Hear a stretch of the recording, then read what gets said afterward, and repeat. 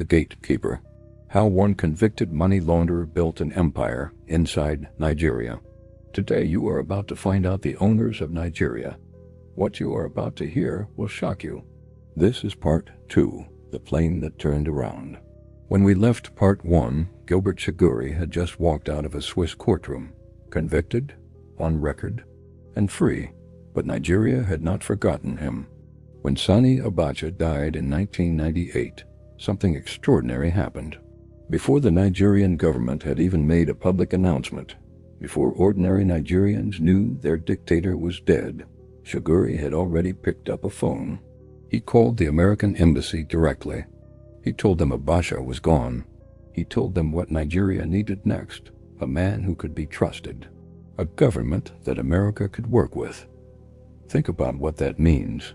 A Lebanese-Nigerian businessman convicted of laundering stolen Nigerian money was on the phone with the American government helping to decide what happened to Nigeria after its dictator died. That is not a businessman. That is a power broker.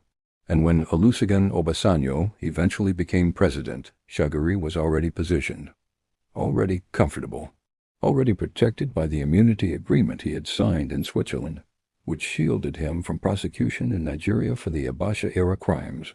But Nuhu Ribadu was not the kind of man who accepted those terms quietly.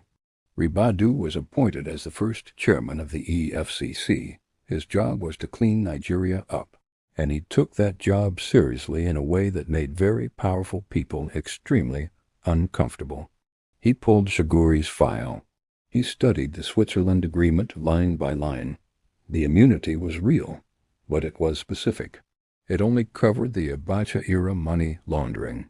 Outside that window, there were smaller offenses, enough to build a case, enough to get Chagoury into a Nigerian courtroom, and from there go after the bigger picture.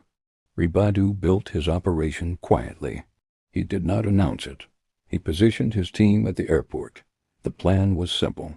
The moment Chagoury's plane touched Nigerian soil, the arrest would happen. The plane came. It touched the runway, and then it lifted back into the air and disappeared. Someone had called ahead.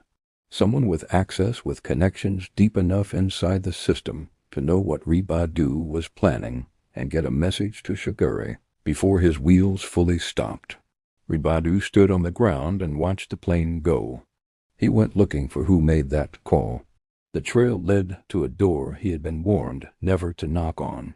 A name tied to Lagos, a name tied to money, a name that was already building something much larger